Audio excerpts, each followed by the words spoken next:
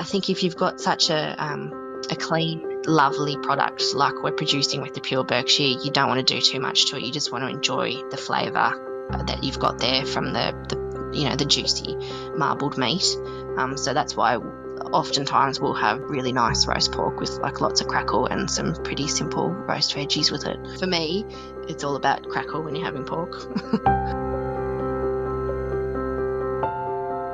This is The Crackling. I'm Anthony Huckstep. The Huon Valley is one of Tasmania's most picturesque regions and famous for apples and cherries. But it's fast becoming famous for incredible free-range Berkshire pork, fed a vegetarian diet that includes the best fruits of the valley. For Mimosa Park pig farmer Lillian Reardon, the lifestyle, genetics and diet of these incredible pigs is producing an outstanding, top-of-class fresh pork. Well, Lillian, the Huon Valley is a stunning region of Tasmania. What makes it so special for farming pigs?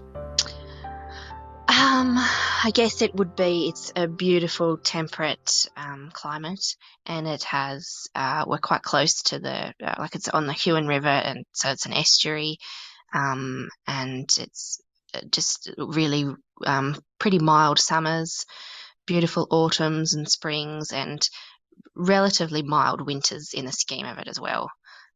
Where we're situated, our actual farm, we don't really get very many frosts because we're on a bit of a ridge, so it's often got a breeze here.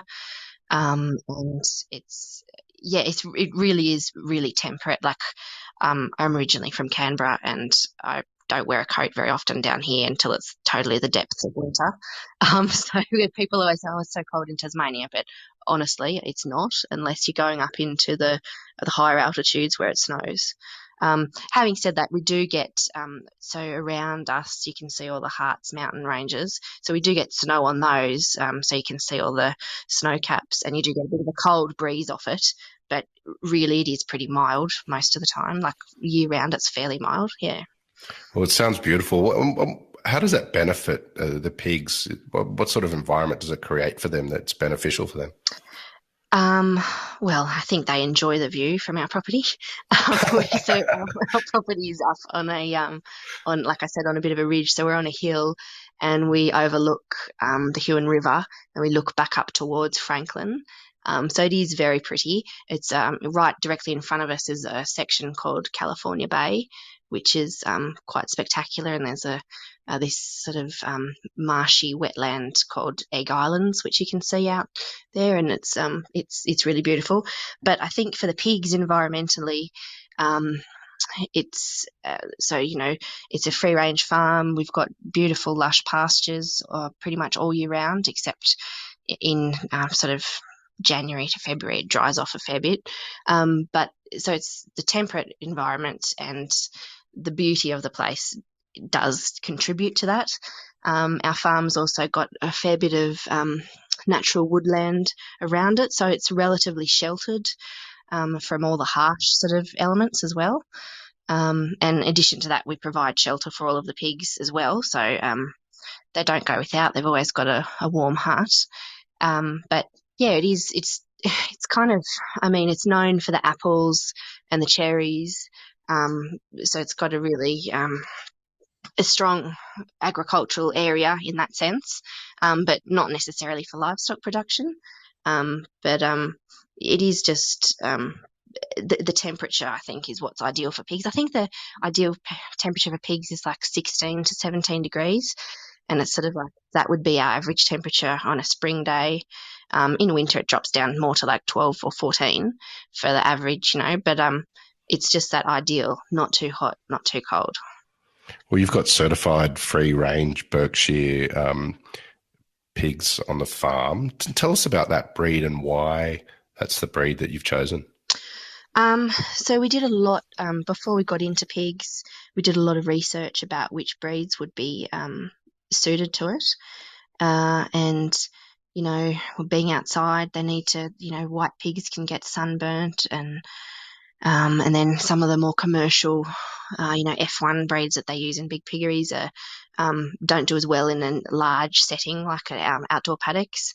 And then there was also an element of our preference. So we really thought Berkshire pigs were attractive and very pretty.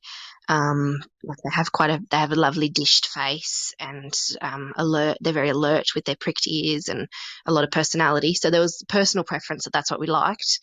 And then just they're so suited to it because they're such doers and they're like a traditional fresh pork breed, so they mature quite early. That's what we were looking for. We wanted to go into we wanted to go straight into fresh pork. So that was part of it as well. And then I think really just the amount of research. So Damien and I both we don't sort of jump into anything quickly. So it was a lot of research and speaking to a lot of different pig breeders around Australia. And once we'd narrowed it down to the breed, we spoke to a lot of Berkshire breeders. And that's kind of how we set upon it. I mean, Damien, he's grown up on a farm. And they always had like a backyard pig, for their own home consumption. And I think they had Berkshires a few times, so he also had a little bit of background, like wanting them that way. Yeah. You mentioned the research involved before deciding what sort of breed you wanted to grow on the farm, but why did you become pig farmers? Like I mentioned before, Damien comes from a farming background, so his family's in the area, and they have a mixed farm of apple orchard, cherry orchard, and cattle. So it's always been something that we've wanted to do, to have our own farm. And so we purchased some land from his parents way back in 2010. And when we were trying to work out what we could do to start our own sort of farm, we only bought a small amount of land. So it sort of made sense to do pigs because you can not have a very large area but do something quite intensive like pigs and hopefully make a bit of living off it. What's been some of the challenges involved in pig farming, and has the experience surprised you? I mean, there's challenges, just day-to-day challenges like making sure that pigs are warm if it's raining a lot, or I guess, there have been challenges because it's a free-range system. We're totally at the mercy of the elements, and there's plenty of things that you cannot control. So, for instance, I don't know, you would have heard in the news a couple of years back there were really bad bushfires in the Huon Valley. So that impacted us pretty badly because right where our farm is, we just got blanketed in smoke for weeks on end. And so it was a real challenge for us to keep, we couldn't control the air quality. And, everyone is told to not go outside as humans, but we couldn't take our pigs away from being outside. So that was like a challenge that was totally out of our control. And to just try and we couldn't limit their exposure to the smoke because it was covering our entire farm. There's definitely been challenges. Mostly they're challenges that, like I said, with that are not in our control and that we can't do anything about. We just have to kind of manage and sort of go through them. There's also just challenges like day to day, like the weather doesn't do what you want, like it's super hot when you don't think it's going to be hot, or working with animals is always a challenge because sometimes they don't want to do what you want them to do. They don't want to go where you want them to go. It's like that, don't work with animals and small children. Sometimes they can not feel like doing something. They don't want to walk down a particular lane you want them to go to, or they don't want to stay in the paddock you've put them in, even though that's the best place for them. I'm trying to think if there's anything specific. Probably mostly that the worst one we had, it was the challenge of the bushfire smoke. But otherwise it's been fairly smooth sailing in a sense that if you just have the time and patience, you can make anything work, if you know what I mean. Can you tell us about what it takes to be certified free-range pork in Australia and the levels that you guys have to operate to maintain that? Yeah, so there's a suite of standards that we have to maintain. And I mean, it is quite involved, but at the same time, it should be what you're doing anyway. So it's like essentially like a checklist that you have to go through in all different areas of your farm. So even down to your biosecurity of who comes on your farm and what comes onto your property.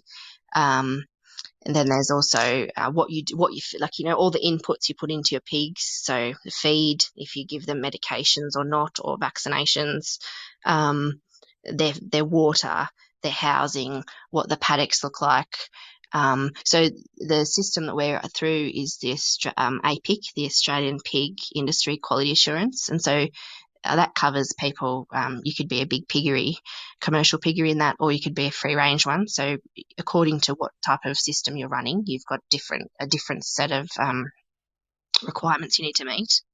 And so we get third party audited, so it's totally separate to Australian pork. A separate person comes in from Ozmeat and audits us, and it's like really a really thorough checking of every single thing you do, all the records. You have to keep records for literally everything you do with your animals and with your farm. Like even if we build a new paddock, some new fencing, we have to do a checklist to make sure that we haven't left any tools or bits of wire in the paddocks that could be a hazard for the pigs. So it is really thorough. But we think it's really important because, not every farm's open to the public. They're operating farms, but it gives the consumer a really good sense of that we are meeting we are meeting really high standards. And although you can't come and visit us, an auditor has come and visited us and said that we are meeting all of these standards, and in most cases we actually exceed them to provide the best, the highest welfare, and that you can be confident that what we're saying we're doing is what we're going above and beyond, even though you can't necessarily visit the farm and see the pigs yourself. Yeah. The region is known for apples and cherries. Do your pigs get a chance to enjoy those? And what makes up their feed? Yeah, so our pigs, we're very lucky that Damien's family do have orchards, so our pigs get a lot of apples, especially in the apple season, which starts from February and goes right through till sort of May. So they get the apples through that season. We get whatever apples aren't picked for commercial market, we pick for the pigs, and they get as much of that as they like, as much as they can eat. But naturally, that's not going to sustain them. So we also have a specially formulated by animal nutritionists a pig pellet, a pelleted feed that is designed especially for our pigs on our farm in our circumstances. So Wow.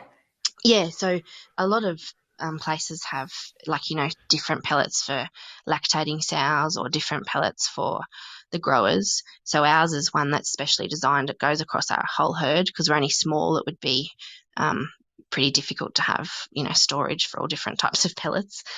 So we have it. It's formulated for our pigs. It's completely vegetarian. We didn't want any blood meal or a meat meal or fish meal added to their diet because we're firm believers that does impact the flavour profile because it could permeate into the fat and even just the meat itself. I don't know about you, but I always find you can taste if the poultry that lay eggs have eaten fish meal in their pellets. You can always taste a little bit of a fishy taste in the yolk. So we were kind of acutely aware of that and didn't want it. Although I know people, if you use meat meals in your food, naturally it makes the pigs grow quicker because it's a very efficient protein. But that was something we were adamant against, and none of our feeds ever have any antibiotics or additives in them. I think that's a little bit of a misconception that some people think that if you're using a formulated feed, it's going to have antibiotics in it. Unless you've got a lot of money, you can't afford stuff like that. Everything costs money, but I mean, for the principle of it, we don't use anything like that in our feed. There's, our children actually sit there eating the food. It's really, they're sitting on the back of the ATV, shoving handfuls of these pig pellets in their mouth. I actually have tasted it myself as well because I wondered why my kids keep eating it. Wow. It just tastes like sort of like all bran. That's the closest thing I could work out that it tasted like, just like gritty all bran. But yeah, so that's the feed that our pigs eat, and so they have a ration of that, and like I said, for that apple season that we can get it from February through to May, they get ad lib as many apples as we can pick them from the family orchard. It's funny, the pigs, so there's a variety of apples on the orchard, and so there's some varieties through the orchard that are pollinator ones that don't necessarily get picked commercially, but they're there because it helps pollinate the commercial ones. And so some of those are like your Granny Smiths or Golden Delicious, and then there's some other varieties like older ones that are like, I think they're traditionally cooking and cider varieties like Sturmers and Gravensteins, and the pigs have preferences for the types of apples. So when we put out, they don't really like Granny Smiths because often we'll pick those because they're not going to be picked commercially. Damien and I and the kids will go and pick those for the pigs, but they're probably not super ripe. So you know how Granny Smith can be kind of tart? You see the pigs look at them a bit like, oh, they've brought these ones over for us. Oh, thanks. Or then when we get the Sturmers, which is, I think it's a cooking apple and more a cider apple, I think, they're quite tart. So they sort of take a few bites of them excitedly and then they stop and look at you like, oh, this isn't like the ones we had the other day. So their favoured apples are the really sweet galas or Golden Delicious. So it's funny when you're feeding them and you can see them look at you like, oh, thanks, that's not what I was expecting. Yeah. What's life like for the pigs on the farm? What sort of environment do you give them to grow in? I would describe it as pretty idyllic. If I was a pig, I'd like to live here. We have large paddocks. They're all group housed because they're social animals, so they need to be, around other pigs.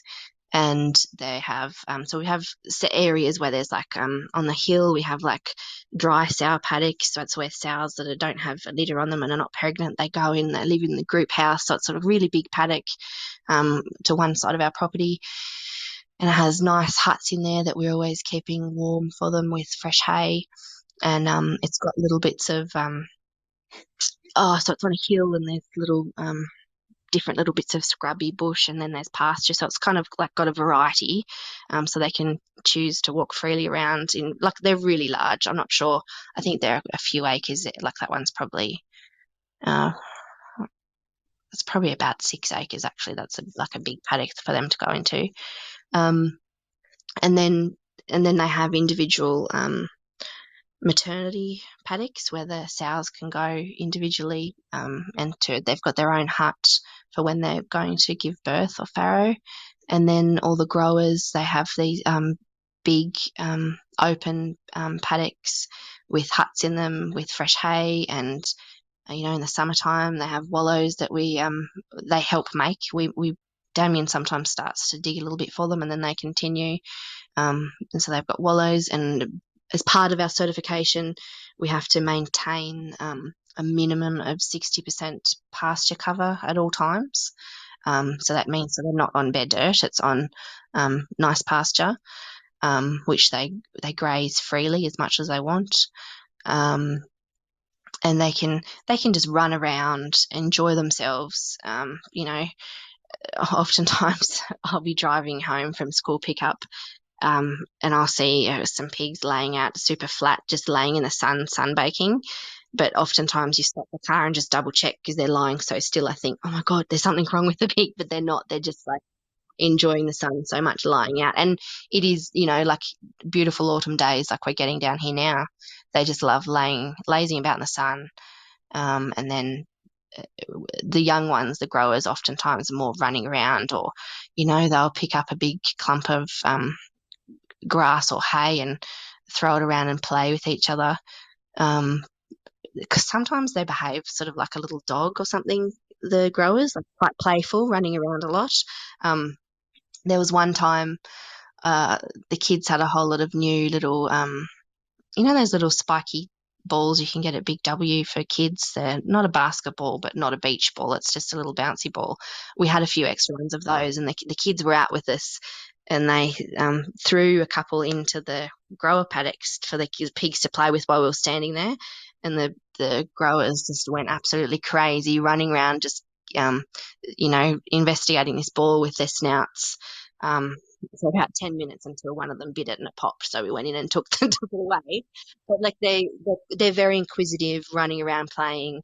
And then so we've got a whole lot of the farrowing paddocks where the sows are, and they have little piglets that once they get to about 5 or 6 weeks, they become really cheeky and really adventurous, and they sort of roam around freely. So it's only a little hot wire in between the sow's paddocks, just one individual electric wire, and so but the little piglets can go underneath it, so they're freely roaming around, going and checking out and meeting up with other little piglets, like on little adventures to running, just generally causing mischief, really.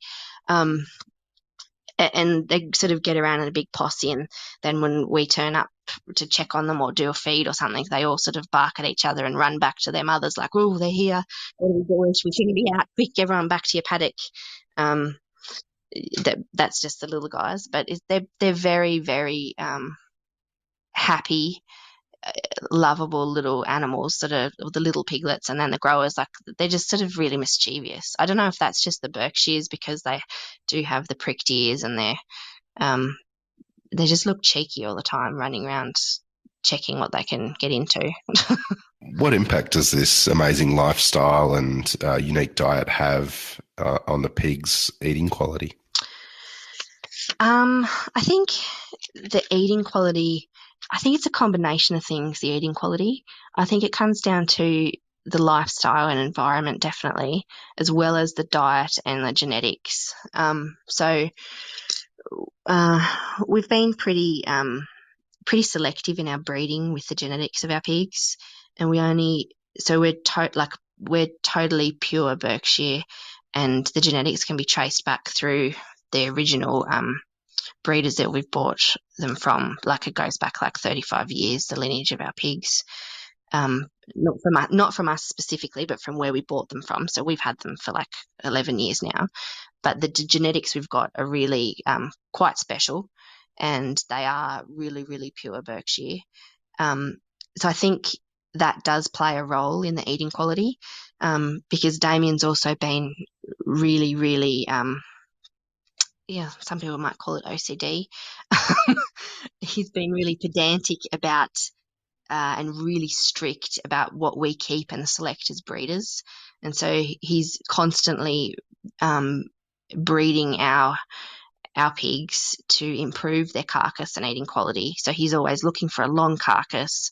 He's trying to get good looking for good chunky hams, really big shoulders, a nice even fat coverage.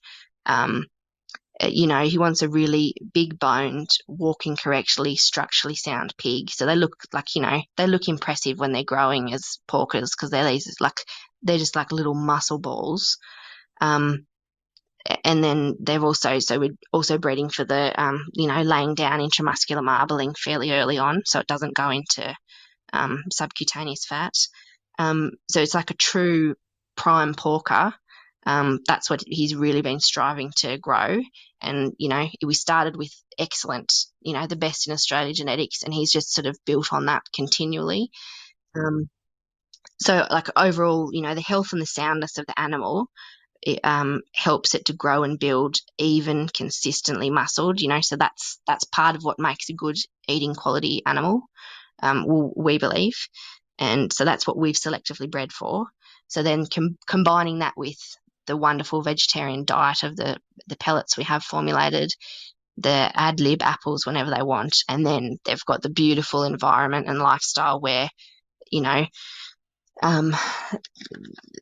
they don't have any stresses on them. So we've tried to take out every stress they could possibly have so they can spend their entire time running around being happy, building muscle and growing like a really excellent eating animal. That's what we've tried to do. They can just be relaxed and grow beautiful meat. Well, as farmers of pigs, do you eat your own pork? And who's the cook in the house? Is there a family signature pork dish? Yeah, so we do eat pork, a lot of pork.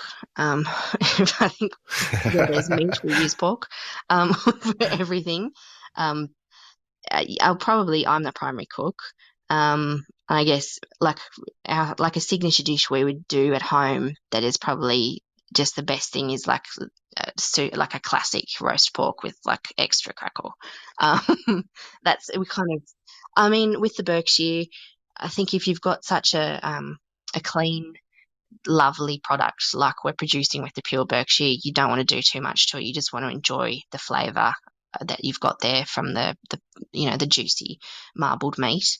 So that's why oftentimes we'll have it's a really nice roast pork with like lots of crackle and some pretty simple roast veggies with it. It would probably be our favourite thing, and it's the crackle, isn't it? It's all for me, it's all about crackle when you're having pork. Absolutely. Well, can you tell us about some chefs or restaurants that are using your product and the ways that you've seen it appear on menus? Yeah, so down here in Tassie, there's quite a lot of really excellent chefs that are really great at championing local produce. So we've had Jeff Workman in at Peacock and Jones is one of those people, and he seems to make amazing things with he's had our pork on his menu for quite a long time now, and he does they're really sort of beautiful, elegant dishes. He does a great one with pork chops, and he's done the pork neck a few times, and also a porchetta. But he does really beautiful things that are quite simple, and really show off the produce, which is really lovely. Another one was when Annalise Gregory had Franklin. She had our pork in there a lot, and she did some really nice things with the pork neck. And she also made this absolutely amazing copper with our pork, which was like, I went in there to have a meal with a friend one night, and I couldn't stop eating it. I wanted to ask for more of that. It was just amazing. It was amazing. So yeah, they're kind of two ones that are stand out for us. Jeff Workman in at Peacock and Jones and what he does with our pork, and that was just amazing. And yeah, and Annalise's the pork neck and the copper that she made was it was just so delicious. What is it that you love about pig farming? I guess in some ways I really love that Damien and I can work together and be outside, and it does afford us a lifestyle to spend a lot of time with our kids. And because pigs are, they're pretty like when they're treated really well, like ours are, they're really docile, lovely animal. So it's safe for the kids to come around and do all the work with us. And so as a family, we do a lot of things together like that. And, like the kids are all always coming out helping moving some of the sows, and which is pretty funny to see. Our eldest boy's just about to turn 8, but he's not quite, he's not very large for a child, and the sows are pretty big when you get up close to them, but they're just so gentle and beautiful. They, he can tell them to walk on, and they move down to the lane where they're going to go. So I do love the amount of time we get to spend outside with our family. Sort of, it's kind of not the simpler things, but it sort of is the simpler things that you can just be enjoying each other's company while you're doing these things with moving the animals or feeding them or watering them or checking that it's not too hot for them and filling up wallows. It's kind of like those simple things you're doing like that are fun with your kids. And it's handy that Damien and I work well together as a team, as a husband and wife. You mentioned the classic roast pork with extra crackling, which I concur with. There's never enough crackling whenever I cook pork in this house. But we've always asked chefs what their tips are for getting the best crackling.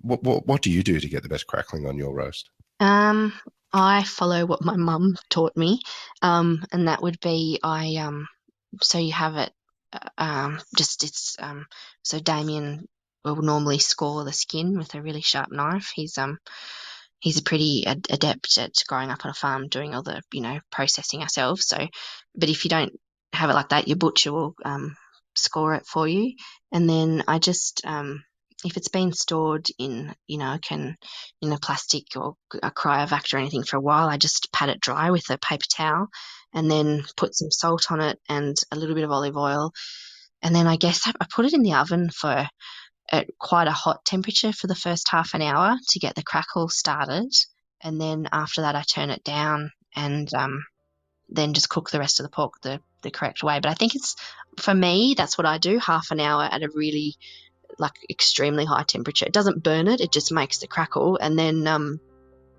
cook the roast just back down at your regular roasting temperature, and that works for me. That's how I get the crackle every time. Yeah. Well, it sounds amazing, and it's been incredible to hear the story of what you guys are doing at Mimosa Park. We've loved having you on the Crackling. Please keep in touch, and we'll love to catch up with you again soon. Oh, thanks for having me, and thanks for chatting. That's been great. This is The Crackling, a Deep in the Weeds production in partnership with PorkStar. I'm Anthony Huckstep. Stay tuned as we catch up with some of Australia's best chefs and pork producers to discover what makes Australian pork so special.